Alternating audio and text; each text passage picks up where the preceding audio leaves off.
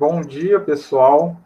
Nós estamos aqui em mais um domingo, né, com uma palestra aqui na Doutrinária Interativa. E nós seguimos aí, né, já algumas semanas atrás, com o Café com a CEF. Então, qual seria a dinâmica? Né? Então, nós estamos aqui na presença de mais algumas colegas, né, aqui do nosso grupo de domingo. E, então, inicialmente, eu vou fazer uma breve oração inicial para que a gente dê prosseguimento aos trabalhos de hoje. Então, assim, nós vamos inicialmente agradecendo por mais essa oportunidade, estamos aqui todos reunidos, e que possamos, em mais uma manhã, estarmos aqui, em nome de Jesus, aprendendo um pouco sempre mais. Nós vamos pedindo toda a espiritualidade amiga, que possa também estar se fazendo presente, nos auxiliando, nos intuindo, e que possamos, em mais um dia de doutrinária, aprender um pouco mais, que possamos esclarecer na medida do possível e que possamos, assim, ter uma manhã produtiva. Que assim seja. Então, no dia de hoje, né, nessa proposta de Café com a CEF, nós contamos aqui primeiro, né, com eu, Hélio. Eu estou aqui como o papel do facilitador do tema, para deixar dinâmica aí a nossa doutrinária. Nós temos a presença de Maura Lúcia, de Suane, de Margarete e de Cristiane. Bom, o tema de hoje, né, é a virtude. A virtude, ela está no Evangelho segundo o Espiritismo, no capítulo 17, que tem como tema, né, do capítulo, Sedes Perfeitos, certo? Então, a virtude é o item 8 desse capítulo, né? E aí, a gente também vai continuar seguindo também essa dinâmica, que a gente segue aqui o roteiro sistemático.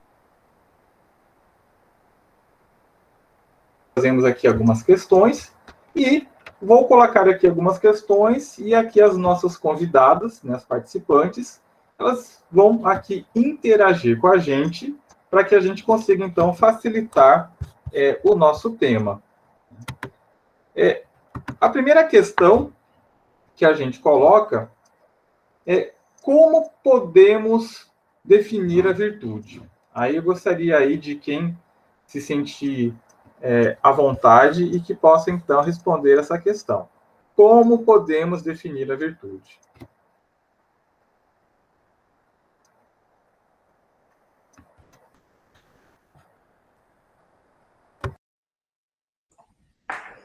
Bom dia a todas, né, todos, né, Hélio aqui presente, entre as mulheres. Essa pergunta ela é muito interessante, porque a gente fala sempre, né, de virtude. Então, o que seria, né, o que seria uma virtude? E essa passagem do Evangelho vai nos fazer uma reflexão muito profunda, apesar dela ser um pouco curta. Ela vem nos lembrar que a virtude é um conjunto de todas as qualidades essenciais que constituem o homem de bem. E neste mesmo capítulo, nós já estudamos anteriormente o homem de bem. Então, essa reunião de virtudes, esse comportamento que todos nós, né, encarnados na Terra, devemos ter para conosco e para os outros, é denominado, então, de virtude. Então, como poder ser um homem virtuoso, uma mulher virtuosa? Como ser um ser humano virtuoso? Então, quando a gente vai definir essa palavra virtude, a gente tem que sempre se reportar ao texto anterior do homem de bem. Todas aquelas qualidades que elas são elencadas formam um homem de bem. Aquele que é modesto, que tem um bom caráter, que segue a prática do bem, da humildade, que é benevolente, que é indulgente. Então, o homem de bem ele vai reunir inúmeras outras virtudes que nesse conjunto forma, então, esse ser, né, de virtude. Então, é mais ou menos assim que eu consigo compreender esse conceito de virtude. Bom, Sônia definiu muito bem aí a questão da virtude, mas eu gostaria que alguém aí conseguisse fazer alguma complementação, dizendo quais são algumas outras qualidades do homem virtuoso. Alguém poderia ajudar aí a gente nessa questão?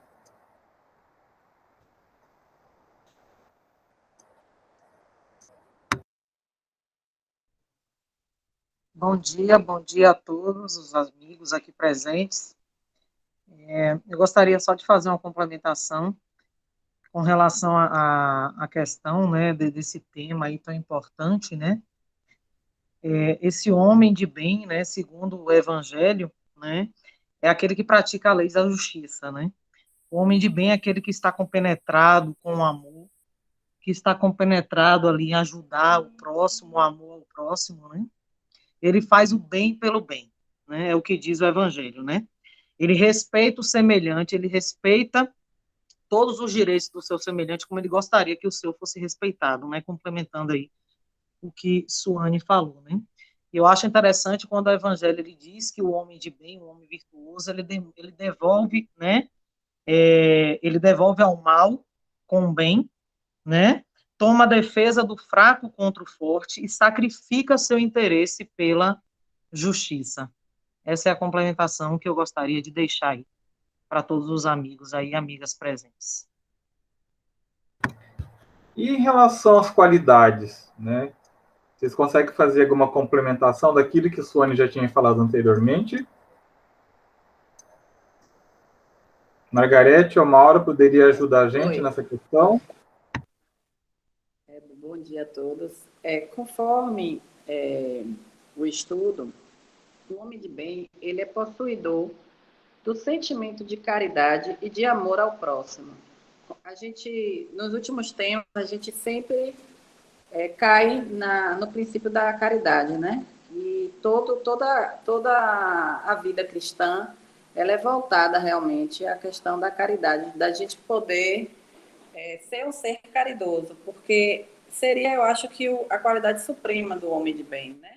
Ele ser uma pessoa caridosa, ser um homem bom, humano, benevolente para com todos, como o Cris falou bem, ele fazer ao outro o que ele gostaria que fosse feito a ele.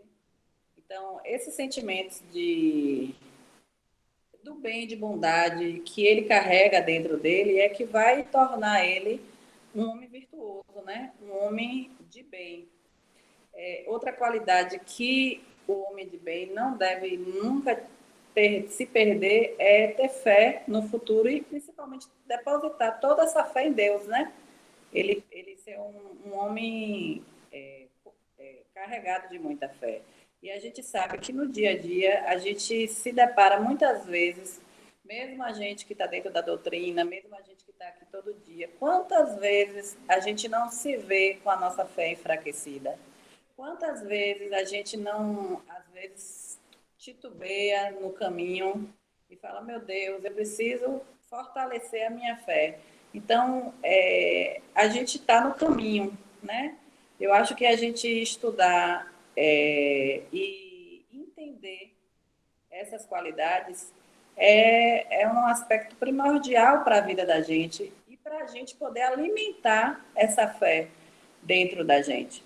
Porque eu acho que quanto mais o bem que a gente faz, quanto mais caridade a gente consegue exercer na nossa vida, mais a gente vai se encher dessa fé.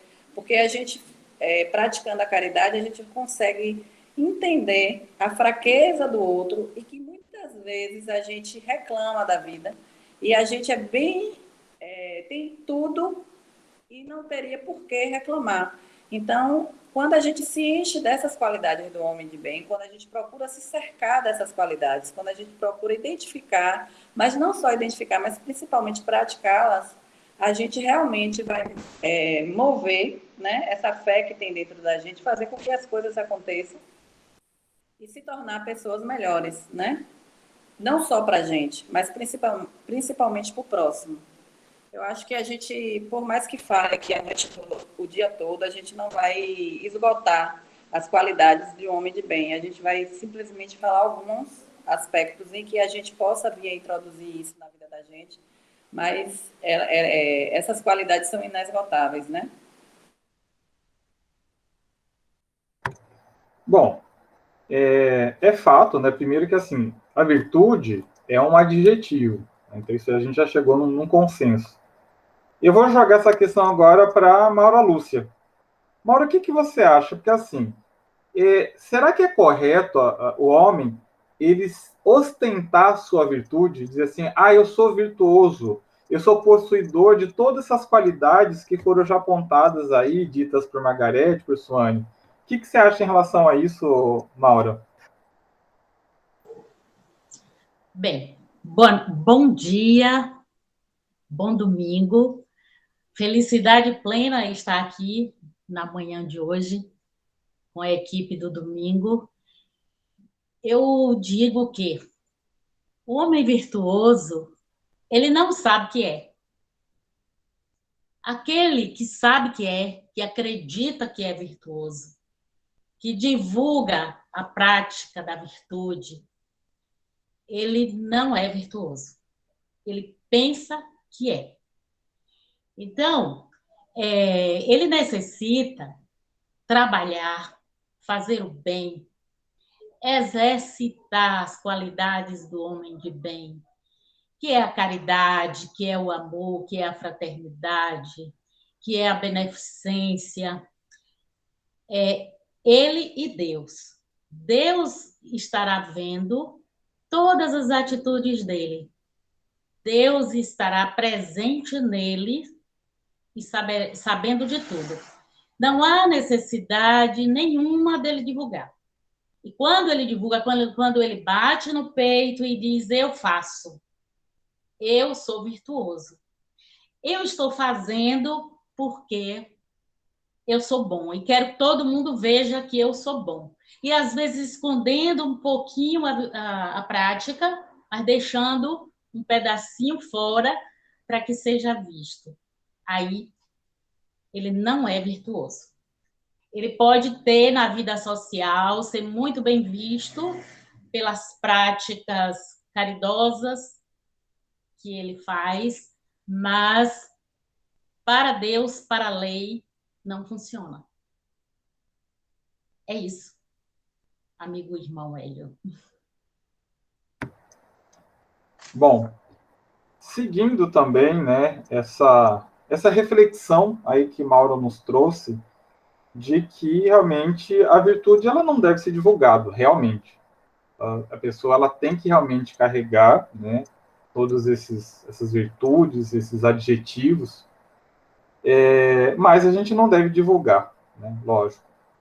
Aí, seguindo um pouquinho nessa linha, né, será que um verdadeiro cristão que se diz virtuoso, né, ele consegue levar realmente, dizer que ele é virtuoso, mas juntamente com egoísmo, com vaidade, né, que isso é uma coisa que lá no Evangelho ele puxa realmente nesse sentido, né? Então vocês acham que um homem que é cristão, que diz ser virtuoso, ele pode conseguir associar isso, levar junto, né, paralelamente com egoísmo e vaidade? Eu acho que eu vou jogar essa questão para Suane. E aí, o que você acha, Suane, disso, dessa colocação? Hélio, eu acho que é totalmente incompatível, né? Então, o orgulho, o egoísmo, a vaidade, o amor próprio exacerbado, né? Porque eu acho que amor próprio todos devemos ter, mas esse exagero dessa personificação do eu são todos sentimentos que às vezes nós guardamos e são totalmente incompatíveis ao homem virtuoso, ao homem de bem, né? Então, como você diz aqui, que o próprio Evangelho lhe diz, né? Se o homem virtuoso ele não tem a modéstia e ele deixa então prevalecer o orgulho, isso já então adotou polos extremos. Então, assim, realmente não combina, vamos dizer assim, que o coração bondoso, amável, o homem de bem, e todas essas virtudes que nós já citamos até agora, ela não pode coabitar com os sentimentos contrários, como a exemplo do egoísmo, né, e até do orgulho também. O egoísmo é uma chaga da humanidade, né? Se nós fôssemos menos egoístas, o mundo, que ainda é de provas e expiações, já estaria um pouco mais avançado nesse rumo à regeneração planetária. Mas, assim, infelizmente, ainda temos muito do egoísmo, muito desse sentimento ainda, vamos dizer assim, antigo, né? Um sentimento que não combina mais com um mundo que se se propõe a se transformar, que tem em sua evolução a transformação como meta e Jesus nos guiando nesse momento. Então, a resposta é até do roteiro mesmo, né? A resposta é que não, pois esses sentimentos encobrem as boas qualidades que caracterizam o homem virtuoso. Então, não seria possível isso. Bom, o próximo questionamento eu vou jogar para nossa amiga Cristiane. Bom, aí a gente tem falado realmente da questão do homem virtuoso, realmente de praticar as boas ações, né, que aí vem realmente da questão da caridade. Aí o questionamento é justo que a pessoa ela tenha uma satisfação íntima ao praticar as boas ações? O que você acha em relação a essa questão, Cris?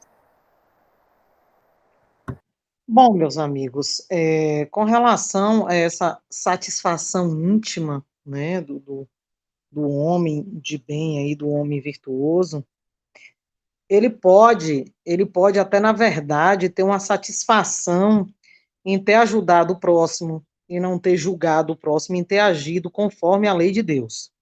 Uma satisfação dentro dele, não uma satisfação expressa para que ninguém perceba isso ao redor dele, mas uma satisfação do íntimo dele de saber que ele seguiu as leis divinas, né? Que ele realmente está diante de tudo que Deus prevê, né? Nas atitudes que ele tem perante o outro, no amor, né, na caridade. É como eu li outro dia aqui no Evangelho, que todas as circunstâncias do homem de bem, né, todas as circunstâncias, tudo que ele percorre na vida dele, na verdade, o guia dele é a caridade. Esse homem virtuoso, ele não pode julgar o próximo, ele não pode estar buscando as imperfeições do próximo, né, como Suane acabou de dizer aí, vai de desencontro à pessoa que é egoísta, porque a pessoa que é egoísta, ela pensa, quando ela toma uma atitude, ela pensa nos proveitos e nos ganhos que ela vai ter com aquela atitude, então, é dissonante com um homem virtuoso. Então, em relação a essa questão de satisfação íntima, esse homem de bem, ele pode ter essa satisfação íntima no sentido de entender que cumpriam com um mandamento maior, que cumpriam com um mandamento divino, né, de amor e de caridade ao próximo, mas não numa satisfação de se sentir envaidecido e de que isso fique de forma expressa para que as pessoas percebam ou acreditem que ele seja um homem virtuoso.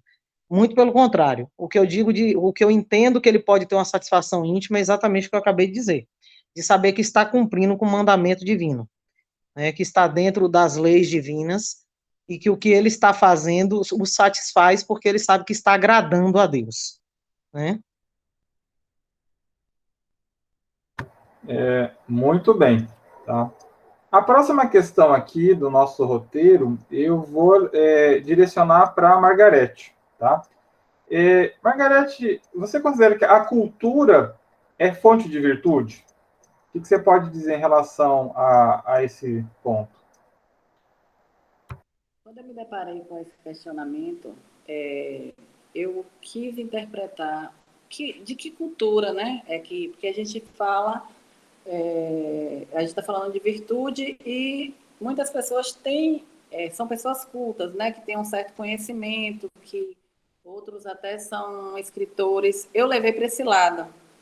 Então, o que o roteiro diz para a gente é assim, desde que essa qualidade seja suporte de sentimento legítimo de fraternidade e que resulte em obras em benefício ao próximo, sim, né? A cultura é fonte de virtude. Mas se essa fonte de virtude, ou se essa cultura será mero exibicionismo, eu mostrar que eu sou uma pessoa culta, que eu tenho um excelente conhecimento, mas que esse conhecimento... Eu fiz uma comparação, aquele professor que tem um doutorado, mas quando ele chega na sala de aula, ele não consegue passar o que ele conhece para o aluno. Então, por mais culto que ele se apresente, por mais conhecimento que ele tenha, ele não consegue transmitir esse conhecimento de uma forma que vá beneficiar ao aluno. Porque, além de faltar a didática, muitas vezes esse excesso de cultura que o professor tem, ele acaba sabendo para ele, mas ele não sabe dividir isso. E muitas vezes isso é por essa questão do ego. Ah, eu sei tudo, eu sei mais do que todo mundo. Às vezes ele não é aberto a ouvir. Então, assim, a cultura é sim uma fonte de virtude, mas é uma fonte de virtude desde que eu possa pegar essa cultura e dividir ela com o próximo e dar bons ensinamentos, né? Hoje eu estudei sobre o homem, as qualidades do homem de bem. Eu vou praticar ela na minha vida, mas principalmente eu tenho que poder ajudar o próximo com esse conhecimento. Não é só de servir de benefício próprio para mim. Então, a cultura, ela é sim. Aí o roteiro nos traz a seguinte questão também. Todos nós trazemos conosco o germe de todas as virtudes. Quer dizer, todos nós temos isso dentro da gente, temos essas virtudes. Mas é necessário que saibamos, além de cultivá-la, direcioná-la para o caminho do bem, né? Então, eu vou conhecer, eu vou praticar e eu vou direcionar esse conhecimento e essa prática à questão da caridade, do bem, ajudando ao próximo, né? Não adianta eu saber muito, mas saber só para mim, porque ela não vai ter valor nenhum. Foi dessa forma que eu compreendi essa questão, né? Da virtude em relação a essa cultura ser uma fonte de virtude. Ela é desde que seja dividida com o próximo, não com essa questão do amor próprio, né? Não, só serve para mim. E aí não vai adiantar nada. E lembrando, né, só complementando aqui, lembrando do significado da palavra cultura, né, que vem de um significado do processo de cultivar, né, do processo de cultivar a terra, de deixar essa terra produtiva. Então, que esse ensinamento que a gente vai a cada dia adquirindo, que vai formando as virtudes, elas precisam estar sempre cultivadas, né? Então, que a gente precisa sempre estar ali alimentando, arando, cuidando, cortando as arestas, essas imperfeições, para que nós consigamos ir produzindo cada vez mais pequenas virtudes, que nesse conjunto de pequenas virtudes, nós vamos nos tornando um ser virtuoso. Então, é lembrar de sempre pensar, né, em alimentar isso, em cultivar, porque acho que a gente fica pensando que não é possível ser virtuoso, né, ou virtuosa. A gente talvez pense em algum momento mais nos nossos defeitos, né, das nossas imperfeições, que o próprio Evangelho aqui, logo no início, ele diz, né, qualidades de homens virtuosos, mas que também apresenta enfermidades morais. Então, nós temos enfermidades morais. E se nós formos deixar que essas enfermidades morais tomem conta, a gente não vai, então, conseguir deixar que as virtudes, elas nasçam. Então, acho que também vem muito disso da cultura, né? De você, então, cultivar. Então, tudo que você aprendeu, tudo que você já conseguiu, então, obter de conhecimento, especialmente para nós, né, da doutrina espírita, então, minimamente o que a gente já aprendeu pelo Evangelho, que nós possamos, então, externar esse conhecimento sem ser orgulhosos, vaidosos, sem o esnobismo, né, que fala aqui no texto, sem ser snob, sem se apresentar como ser detentor de um conhecimento, porque nós sabemos que não vale esse conteúdo que sai da boca para fora, mas sim a exemplificação desse evangelho, né, a prática desse bem que Jesus ensina através de todos os ensinamentos que o Evangelho vem nos trazendo. Bom, a gente fala que a prática, ela...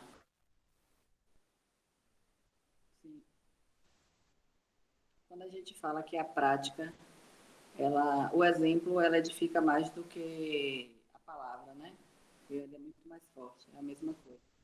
Não adianta eu saber e eu não ser o exemplo desse saber. Muitas vezes eu tenho conhecimento, mas eu não pratico no dia a dia. Eu tenho todas as informações.